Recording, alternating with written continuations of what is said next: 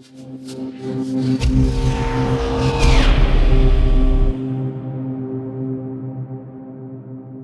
good morning, folks. Welcome to day 2 with B-Sides. Everybody enjoyed yesterday? Got something on yesterday? Yeah, awesome. I'm going to go through a presentation on talking about risk. So I thought today is going to be a kinder, gentler Tim. So this is why you got the Mr. Rogers outfit today. So I thought I'd start with that. The sarcasm and the humor is not going to get any better, right? So jack up on coffee now, because it's just going to go like this for the next half hour or so. All right, so I got a couple of things I want to go over. I want to talk about our presentation, but I also want to open this up for questions partway through. I'm going to ask everybody here in the room and also in our other side of the house to think about things from a different perspective. Yeah, hold on to that one. Let's see what we can do. First up. So our journey this morning, I want to talk a little bit about myself, not a whole lot. You guys don't need that. You can get to my LinkedIn profile, it's fine. But I want to talk about our current state with cybersecurity. Where are we today? Where do we need to go as well into the future? And then I want to discuss this concept of translating what we do into risk and what's the benefits to you. And more importantly, how can you change along with the profession of security so we offer more benefits to the organizations we work with, whether we're on staff or as consulting teams, and then open up for question and answer. So far, so good? Makes sense? This is interactive, folks. I need you to stay awake with me. I appreciate what my role is here. It's comedic relief for the next 45 minutes. I get that. But I need you to be part of this exercise with me. So let's jump into this. All right, first up, B-Sides. Has everyone read this from the site? Please nod. That'd be really good. Yeah, that's okay, awesome. So the concept of B-Sides is something I really support. It's an opportunity for all of us within the community to truly appreciate the skills we bring, the things that we want to uncover and explore, and more importantly, how can we benefit the tech sectors in each one of our cities? All right, everyone know the history of B-Sides, where it started? Anyone? Yeah, where did it start? Who with?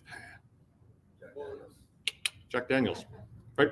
You guys get a chance to look up Jack Daniels and Nixon as well, right? So absolutely. So if you get a chance, look up the history of B-Sides and see what the team has done and what Jack's role was initially, and starting in somebody's, if I remember correctly, somebody's house, right, in Arizona was the first B-Sides. So if you get a chance after 20 some years, here's where we are today. So we stand on the shoulders of giants who brought us here from the InfoSec profession. All right, history lesson over. Just in case. I don't know when the hell the sweater's coming off, but yeah. No, just from the head up, yeah. I'm wearing pajamas for those who can't see, right? Just so you folks understand, right? So yeah, and that's a lovely CGI red, just so you folks are aware, right? So, all right, let's move into this quick introduction. So, I'm not ashamed of this anymore. I probably should be, but I think I've been in security longer than some folks have been alive in this room, and that's disappointing as hell. I have been in. This is year 42 in security for me. I started in 1981 when I got out of the military. I owed $250 to the mess in Winnipeg because I drank so damn much when I was in, and I needed a job. And there was this. Do you remember? If there's anyone? Put up your hand if you remember wanted ads in the newspaper. Okay, just the old folks. Thanks, everyone. Thanks, Doug. I'm picking on Doug Lease when I see that, right? So I saw this ad for a security guard in a hotel. I'm like, well, this can't be that bad, right? And at least I could pay off my mess bill because I owe money, and the government of Canada at the time was really good at chasing you down for the money you owed. So I took this job as a security officer in a hotel. And my introduction to security was kicking out hookers and drunk curlers from the hotel lobby. Not in that order. But eventually. And I went from being the security guard to being the chief security officer. And that was a short period of time to get there. But it was an interesting introduction to the profession of security. Man, I love how this thing times. This is awesome, right? So from that perspective, I'm going to let the technical folks manage this stuff. I got to keep stumbling along here. So what I did from that perspective is I spent the first 20 some years of my career in physical security. And I've done everything from managing an executive and getting him from the bar home safe and sound in the car, to dealing with fraud files, harassment, helping out with law enforcement, doing wiretaps, and even working with homicide cases. So it was a blast the first half of my career. Then I decided, well, this internet's not going away. I should probably do something about it. So in 1997, I pulled myself out of the workforce for 2 years and went to NAIT and got my computer systems technology diploma.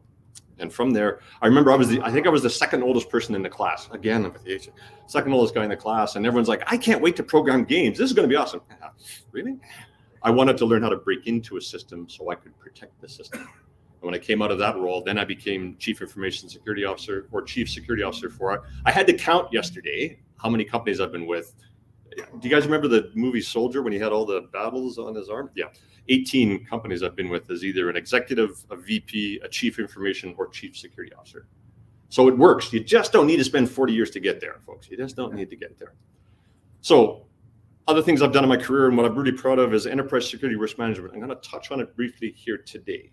It shouldn't be a new term to everybody, but the concept of how we use it should be. So I'm going to talk about that later on in the session. Yeah, dog lover. This picture that you see on the screen, this was the first year of the pandemic, and my wife and I were out walking our dogs, and I just saw this amazing picture that some of the kids in the neighborhood put on somebody's fence, and I thought this was super cool. It also is something that I'm trying to strive for in my career, and as I'm sitting here giving back to you, it's an opportunity to be kind, to be empathetic in the world that we're in within security, and find that human element to the work that we need to do every day to keep our organization safe and secure. Plus, I just thought it was a cool way to show my dogs in the slideshow. So there, we're good. All right, current state. So I'm not going to go through all of the different vulnerabilities that we have. You guys are doing an awesome job with that. I'm not going to talk about some of the different hacks and the breaches. I'm not going to talk about that. I want to look at things from a business lens and from a political lens. So let's get into this. First up, blank screen. No, it's not James doing that. That's just me. Right? Told you, folks, doesn't get any better. Sarcasm, the humor, don't get any better. First up, serious topic, war. How many people can honestly say that this is that they have seen in your lifetime the use of cyber prior to a physical assault on a nation? We're here now, right?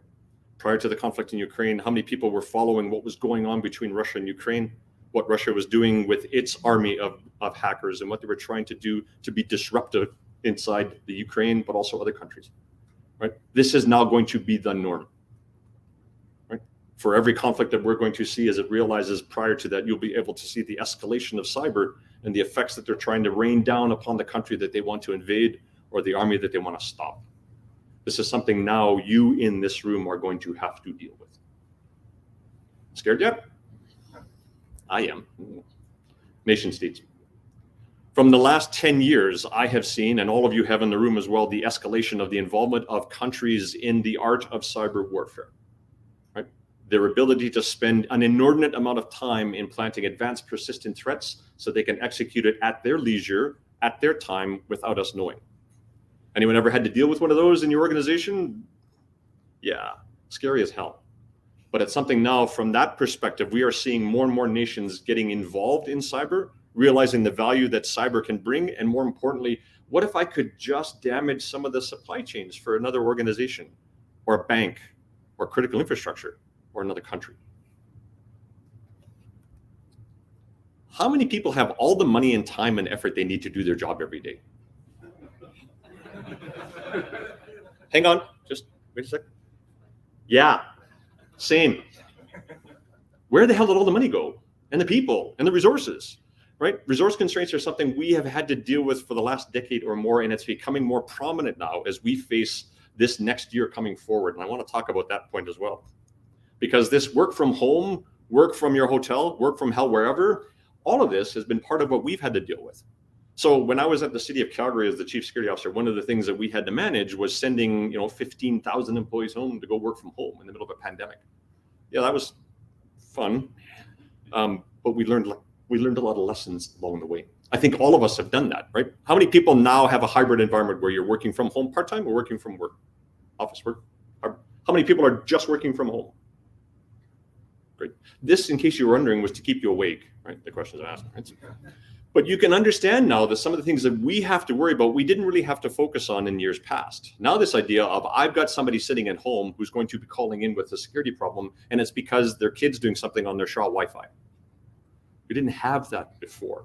We do have that now. Inflation and recession. Anybody follow banks, Canadian National Bank? Anyone? Yeah. Anyone figured out where we're going the next 6 months? Not good. And my stock portfolio is showing it's not good. So, and in times of inflation, right, and then in times of recession after that, what's the first thing that happens to everybody's budget? Shrinks, cuts. And when people start looking at activities and trying to understand, are they necessary? Do I need to do this? Do I need this many people? Do I need this much stuff? Because I'm asking that personally at home right now, do we need this much shit in the house? What can we get rid of some stuff here? Like, how can I sell some of this stuff to make some profit on what we're not using? So we're going to be seeing that in businesses, and it's happening right now. And that means there's a direct impact to the cyber profession and to the cybersecurity professionals in this room and the organizations you're going to be going back to on Monday. So it's something we all have to be concerned about. And we have to start looking more now to what's happening in the business environment, more than just what's happening in the cyber environment. Because you're going to see behaviors change as well. And we have seen this in the past when there's been cuts to budgets and we're seeing changes to the security posture based on budget. What's the first thing that the bad guys are going to try? Hack the company with less money. Always. Because they can't afford the level of protection they should have, and they're making do with what they've got. Because the folks on the other side of our line are patient as hell. They will take their time. They map out what they want to explore, and they're going to wait for us to make a mistake or cut staff or announce cuts in the newspaper. Yeah, that's the world we're in today. Supply chain instability. This is where we're going to pick on Doug Leeson, his Lego. Sorry, Doug, I got it, right? So how many people are finding now, from your perspective, when you order a part, well, how long does it take now to get gear and boxes and equipment? You get it overnight anymore? Are you a Prime member where you can get it tomorrow delivered on the doorstep? No. Now we're waiting, right? We're waiting. Because of what's happened over the pandemic, the time it's taken for organizations to get their supply chains back into a stable order is impacting the work that we do, and more importantly, the equipment we need. I was down talking to the folks at the Capture the Flag, and some of the things that they've had to be fluid with to change based on part availability for the work that they're doing in the labs that they're running. So it was interesting to hear from a micro perspective, even just that aspect of what supply chains are doing for the training that we're offering here today for B-Sides. Picture that now from an organizational perspective and the stuff that we're going to have to deal with moving forward. We're almost to the bad stuff. Hang on. Finding people. How many companies have everybody they need on board? Do I got to put my glasses on again? Okay, probably not. More importantly, how hard is it for you to find resources to come into this world? Anyone found that magic bullet yet? No. Right. The last survey that went out was about, I understand it was between 2 to 3 million cybersecurity professionals we are short of. So I'm just going to ask Bow Valley, when are you guys going to step in to help out with that number? Right. So I'm just picking on James. Yeah, we're trying. And folks, this is across the realm, not just within cyber, but across IT and also application development. We're seeing that across the IT industry, is that the concept of finding people is getting harder and harder. There's a couple of things I want to talk about before we end this slide as to what my thoughts are for part of it. One of it is legislation regulations. How many folks have had the chance to review Bill C-26? Were you that bored, Vince? Just out of curiosity. Okay. Yeah, and James as well. So if you get a chance, take a look at some of the legislation that's going to be impacting our environment from cybersecurity. Bill C-26 and C-27 here in Canada, this critical infrastructure and updates to privacy. If you have a chance, take a look at some of the work that's being done in the United States. There have been over 5 pieces of legislation that the Biden administration, since the time they came in, their administration put part of their plank when they were being elected was on cybersecurity and strengthening it, and they've done it, right? They have made changes to the Transportation Security Administration. They've enforced cybersecurity reporting requirements for critical infrastructure. They've made 3 changes from a legislative perspective to acts that they had within the US, including the Homeland Security Act. And my favorite, the SEC, so the Securities Exchange Commission, and that manages all companies that trade on American stock exchanges. They put, I don't know if anybody read this, or maybe I'm the only geek that read this, because I like policy. Sorry about that, but I like policy and structure. It's the military in me. So from a policy perspective, the SEC put out a proposed ruling on May 18th of this year, and they identified that every company that reports on Form 20 or Form 40 and files it with the SEC annually must identify by name the Chief Information Security Officer, your program to address cybersecurity risks, identify which board of directors has training in cybersecurity risk management, and how the board of directors is going to manage cybersecurity programs moving forward. And that thing is about ready to go into from proposed rule to requirement. So how many people here represent a company in Canada that trades on a stock exchange in the US? Yeah, you have to do this now. And the reporting requirements are becoming more severe. And the concept of reporting a breach, a failure, etc., now has to be reported to federal authorities in the US. Anyone looking forward to that one? I'm not, but we're going to have to. And the reason why is that we have not taken up that baton when we were asked to. Industry was asked over the last 20 years to get better at managing cybersecurity, sharing information, and providing information on breaches that occurred so that they could not only make aware the government of what happened if there was a cyber terrorist event, but also to forewarn shareholders the statute that you have within your cybersecurity program. We dropped the ball because we walked away from the requirements and said they weren't necessary. Bullshit. Yes, they are.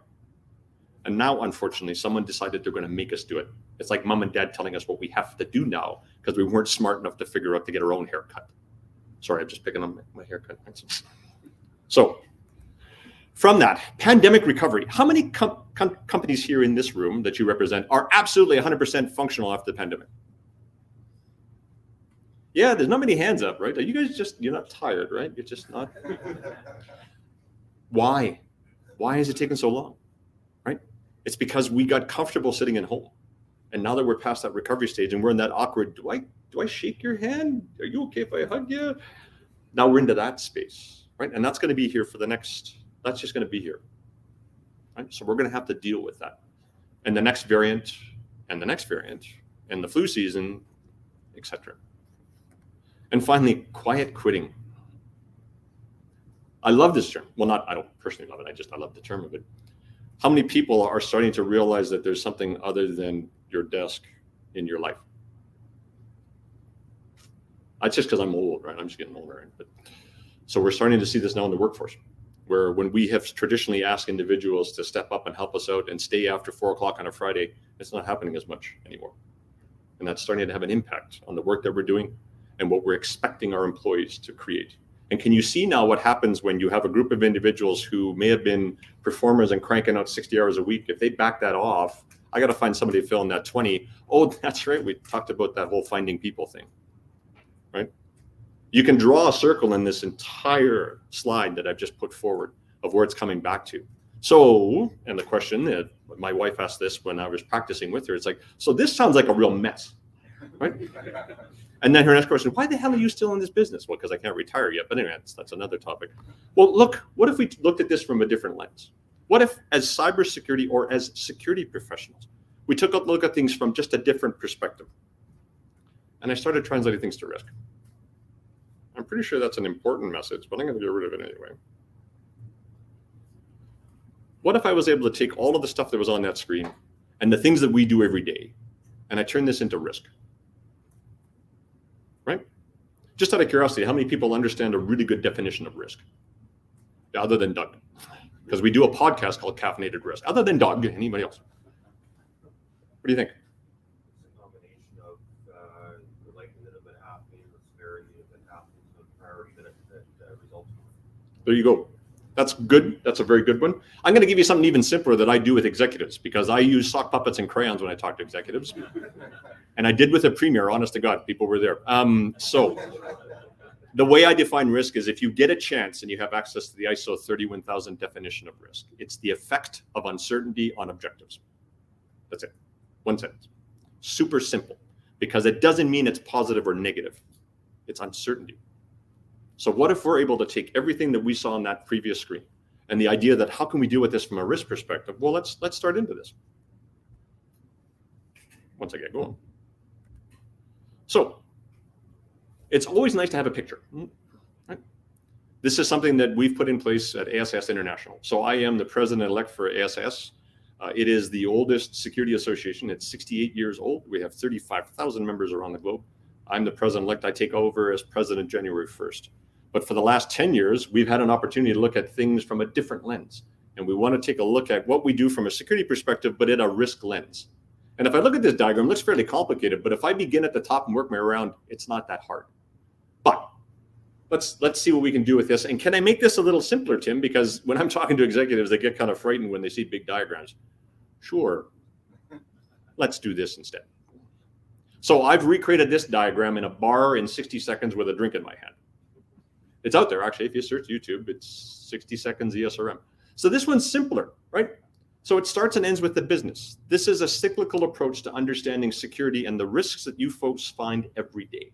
But wouldn't it be great if we actually understood at the very beginning of it, all of us here in the room, how many people in your organization, whether you're working as a consultant or as a member of the security team, have taken the time to read the strategic plan, the last filings with the Securities Exchange Commission, and the budget that's published every year on their website? I'll wait. You guys go ahead. A couple. Vince doesn't count because he does this for a living. That doesn't count. So, folks, why aren't you?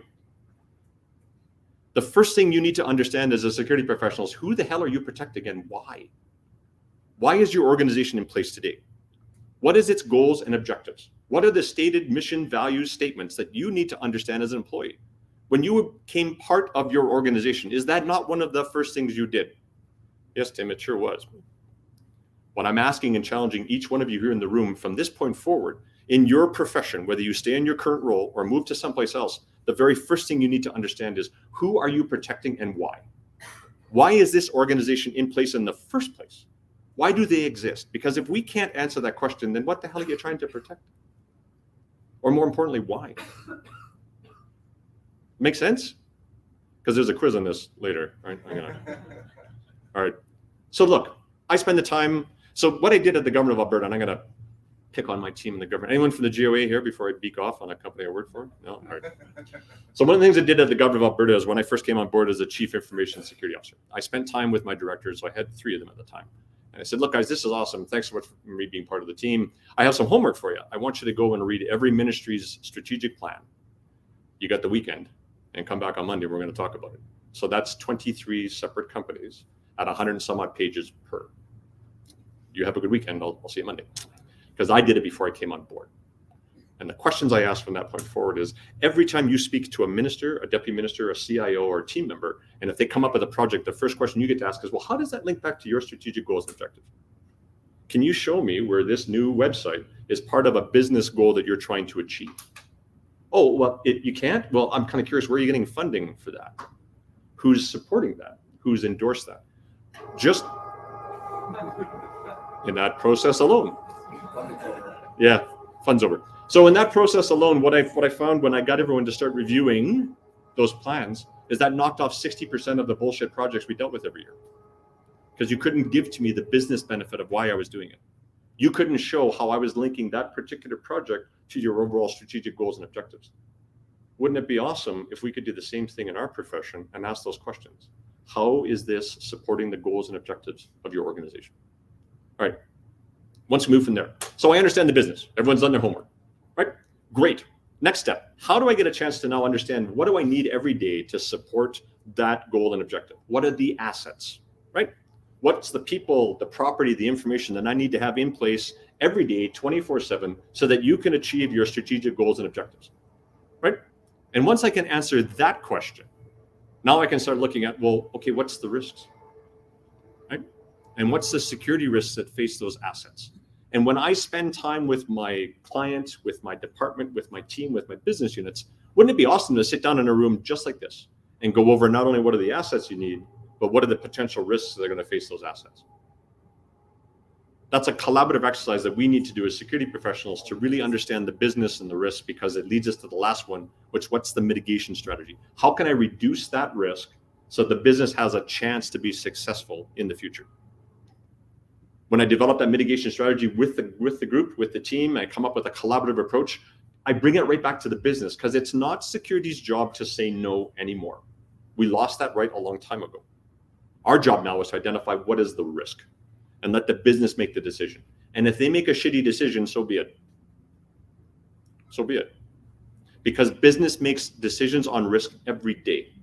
Our job is to identify what the impact is to that risk and what's the impact to the business objective, and present it to the business so they can make an objective view and they can make an objective decision on the path they want to take forward to reduce the risk. And don't get me wrong, folks, I am like many of you in the room, as a type A personality, I worry but you don't understand, this is really bad. Right? Early in my career, I remember actually blurting that out in front of a CEO, and he's like, well, explain why it's bad. But it's a CVE and it's out there running it. That died shortly, right? Where what if you step back and said, so if your servers do get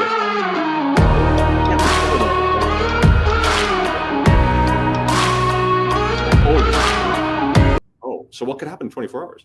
Oh, you're worth $1 million an hour. Well, that's going to cost. That's going to suck. How do you want me to? You get the answer you want to hear, which is go patch the thing. Yeah, awesome, thanks. In my entire career, I've had one risk acceptance letter. 42 years, I've had one. Former Minister of Finance in the government of Alberta didn't want to spend the effort of typing in 4 digits to lock his BlackBerry. Oh, okay, sign here. And he's like, awesome, yeah, I'll sign it, I'm good. I said, you understand, Minister, you have the entire financial portfolio for the government of Alberta on that damn thing. You get that, right? Yeah, but it's always with me. Sure. Okay. Do you take a cab anywhere from the airport? No, I'm good. I always know where it is. It's blue and it's awesome. I know where it is. All right, fair enough. So he signed it. I took it back to the team and we framed it and we put it up on the wall. That was our. That was it. And then he retired a month later, thinking it didn't matter. Right? So, and then I got to wipe the BlackBerry. That was awesome. I was pretty impressed with that. So with this whole structure, what it creates is a requirement for us to become business leaders, to understand the business that we're responsible to protect, right? And that's the frightening part, because not everybody. I'm not asking you all to go get an MBA. No. What I am asking you to do is, as we go through the rest of it, figure out how do you translate what you do here every day and some of the amazing stuff that I'm seeing from the classes and the capture the flag. How can I explain that to God, guys? You got to get better at this because I need to change. Or more importantly, why should I? Because if we don't change, we're going to be left behind. We will be that group that all they do is they just create these 100-page reports, and I have to read the first page summary, and then they got to come in and explain it, and then it's just like I give it to somebody else, and then they draw me the diagram that I need to see, and they bring out the sock puppet, and then I understand it. Stop. What if we did this? What if we took it upon ourselves to start changing our approach to looking at what we do every day and translate it so that they understand it from a risk perspective? Yeah. Well, let's start. We, security professionals, we have to learn, right, that we need to speak in a language that business understands. And again, I go back to the sock puppet crayon example. I actually did. I used puppets to explain what was going to happen to your iPad when you landed in China. It was embarrassing as hell for me because they still took their own damn iPad, but that's fine. That's another story. So business understands risk. That's it. If all you get out of this session is that business understands risk, I'm good with that. Because business leaders make decisions every day. And they decide what markets they want to enter. They decide what margins they're going to provide on their products. They decide what services they're going to offer their citizens, etc. But they make a conscious decision on risk every day. Why are we not tapping into that as an opportunity to explain what we see from a cyber perspective and how can we enable the business by reducing that risk? Let's carry on. Conferences like B-Sides are awesome for sharing risks. In your classes yesterday, in your sessions yesterday, and what you saw from Capture the Flag and other exercises, what was the common thing that you folks caught with this? I'll just wait. I'm good. Common theme would be, I'm sorry? Collaboration. Yep. Teamwork. My other favorite one is, hey, you guys uncovered a whole bunch of vulnerabilities that you can pop something, you can breach something, you can get into something, you can take over something, right? What is all of that about? I've identified oh my God, thank you guys. Okay, just on that, I don't have anything else to cheers, but thanks guys, that was awesome, right? All right, if we have that, your work uncovers risks.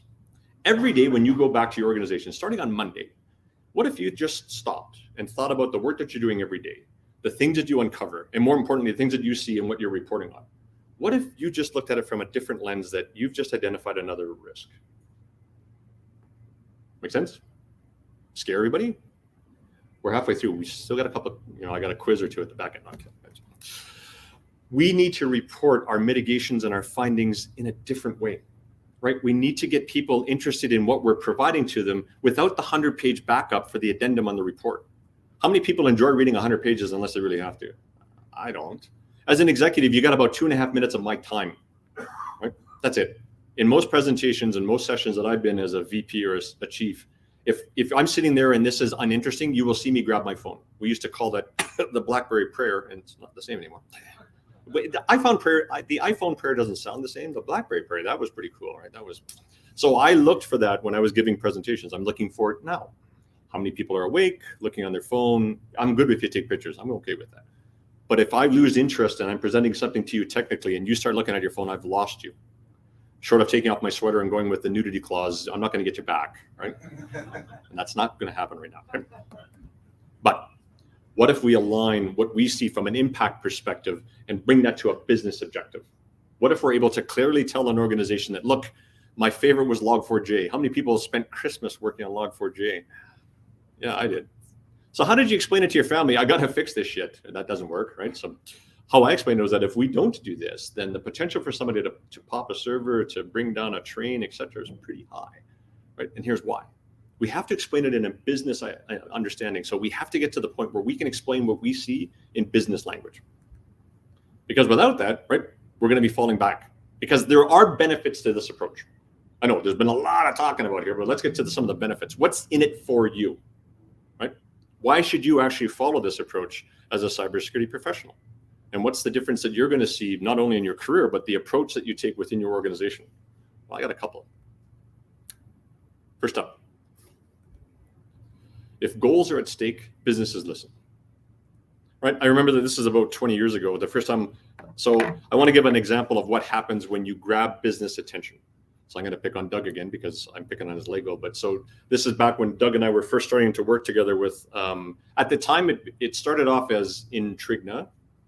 Then get me wrong, you correct me if I missed this. It was Intrigna, Bell Intrigna, Bell West, Bell in the West, then Bell Canada. Jesus Christ, how many of that was like 5? Anyway, so we started off with a numbered company called Intrigna, and then we became Bell Intrigna. So we got lucky and we got the Olympics, right? So we landed the telecommunication contract and sponsorship for the Olympics in 2010 in Vancouver. It was awesome, right? We all went down to Red Deer, got drunk, got back in buses, and one group went to Calgary and one went to Edmonton. It was awesome. After the announcement, we decided one of the ways that we were going to provide service back to the Olympic Committee and the IOC was we were going to use this brand new technology called voice over IP. Yeah, okay, look, it was 2000 and something, so that was pretty cool back then. I'm just dating myself. The gray hair is getting worse. So we worked with Nortel in there. Anyone remember Nortel? It's Huawei now, in case you guys are wondering. Right? So, oh, good, you guys got that. I was subtle, right? So, yeah. So from that perspective, they had this brand new platform called Hosted IP Telephony, and it was on H323. That was a long time ago. And they said, this is awesome. It's going to cut costs. You can bundle data on top of voice. All of the athletes can have it in their room. You can have teleconferences. We can even carry all of the signals back to CTV so they can broadcast it out to the world. This is awesome. So we thought this was terrific, right? We had 120 people on the project. We had this. The project plan itself took one of these screens as long as they stayed down. It would take an entire screen to show the project plan. That's how big it was. So we had a map. We had a room in Toronto, Ottawa, and Montreal. We called it the Tom Rooms. And that's where the 3 teams that were managing the Olympics, they had an entire wall printed off with the project plan to get this beast up and running. So we did a risk assessment on hosted IP telephony. I didn't. Smarter people did. So I asked Doug to run this. And this is before Doug realized that sometimes people in suits are okay. Right, so I was the guy in the suit. Doug was not. That's why I'm wearing the Mr. Rogers outfit today, so I don't look like I'm an executive. Yeah, is it working? You guys buying this? So Doug and his team took apart and took on the hosted IP telephony TRA, and in less than a week, he phones me and he goes, "You got to hear this." All right, that never sounds good. Right? So he played a WAV file, an MP3 file, and it was the CEO of Bell Canada at the time in French ordering lunch with his EA from Montreal, and we were in Calgary and Edmonton. I'm like, what the what was that? Right? And he goes, well, we intercepted the call and we decoded it, and this is what we have. And I'm like, shit. Because we were doing the risk assessment and we were at page 130, and I'm like, crap, we got to fix this. So we did. We updated the risk assessment, but we were investing hundreds of millions in this piece of technology, and Doug just killed it. And I'm like, this is gonna suck. Hang on, I gotta drink because it still brings back bad memories on this one. Just coffee, just coffee. So we finished the risk assessment, and typically we would just dump this up and hope for the best. Bad thing to do, right? So I'm applying the principles of ESRM with this report, and the first thing I did is I sent it to my boss just to test the water. I said, hey, can you read just the first page? Because the impact to the business objective of providing seamless communication without the ability to be intercepted is now at risk. Hope you're good with that. Off I go. Half an hour later, Tim, you got to change this. Holy Jesus, we can't. No, I'm not changing shit. We're done. This is what we found. And actually, we attached the file just so you could hear it. well, I don't know what to do with this. Send it up. So we did. I said, make sure they read the first paragraph, because the effect of this risk was you were no longer having secured communication up and down from the mountain in Whistler. Oh, okay. Up it goes, and went to my VP. Same phone call, and he's just in French this time. And I'm like, I don't do French. What are you saying? So, and then when he stopped swearing at me, he's like, you got to fix this because this is going up. And I'm like, no, this is what we found. And as long as you're okay with signing off on this puppy, I'm good too, because I got another meeting waiting for me. It's like, oh, what do I do now? It was like 2:00 in the afternoon in Montreal time. I said, we'll send it up. Up it goes. So now the chief security officer, Pierre Chevrier at the time, he's a good guy. He phones me in his French accent. Well, I don't understand what this means. I said, well, the first paragraph says it, Pierre. It's this: you can no longer secure communications back and forth to the Olympic Village. Well, what now? You got to fix this or sign off on this. Either way, I'm good. Same thing. I got a meeting to go to. I got shit I got to do. Thanks.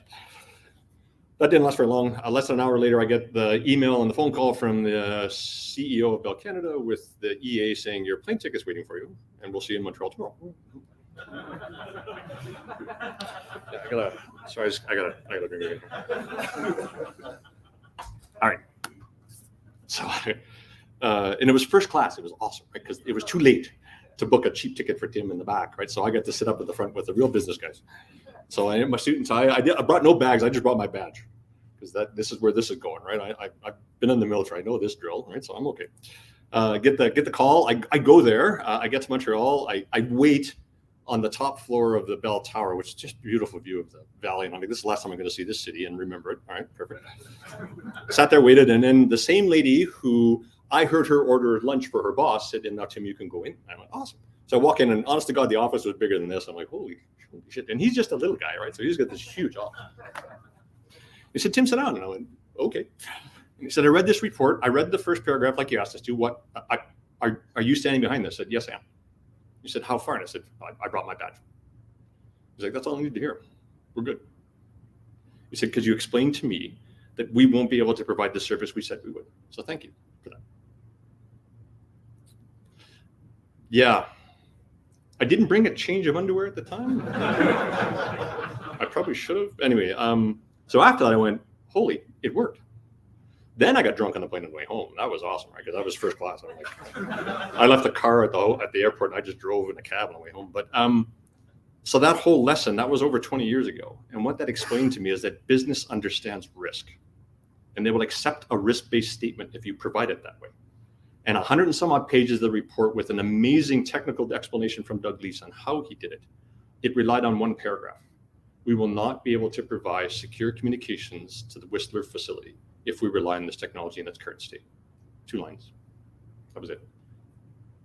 Now does it make sense? Business understands risks.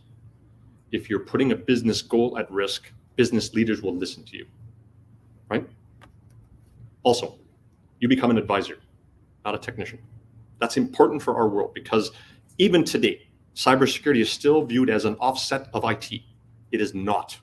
Cybersecurity is the approach of looking at risks, all risks, but from a cyber perspective first.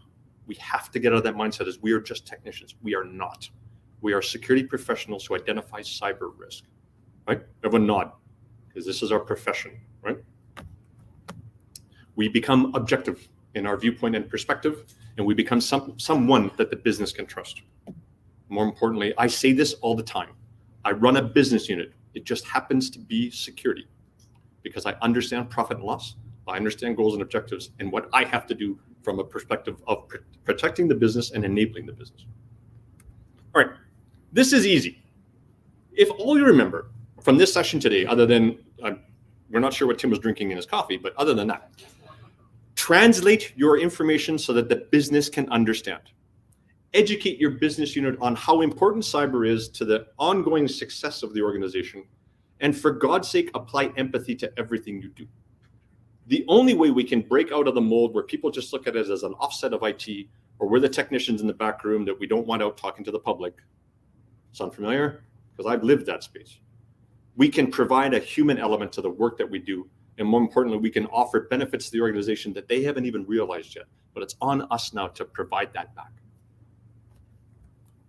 No quiz, just questions. Make sense? Just nodding heads, or you just guys want coffee, right? So, right. I think we are on time, roughly. I just want to say a couple of things. I want to thank everybody here for listening to this rant, because I've been saying this for 25 years. The path for us to become a profession is to be viewed by the business as a partner, and that we're here to enable the business to be successful by the work that you folks do every day. Feel proud of that. Feel proud of that. This is something, this industry did not exist when I first started my career back in 81, right? I didn't remember when the internet came out. 94. Think of where you are today from 1994 till now. That's when the depth of what we've been doing is starting to become more important to businesses. How many businesses now rely on a presence on the internet, the ability to sell, buy, provide, interact, chat, etc.? Anyone? If you are not, yeah, all of them. So why are we taking a back seat? Get to the front. Talk to the business. Understand what the goals and objectives are. Do your homework, and then be able to translate that back so the business understands the work that we do is important for them to be successful every day of the year. And on that note, I am done. Thanks, folks.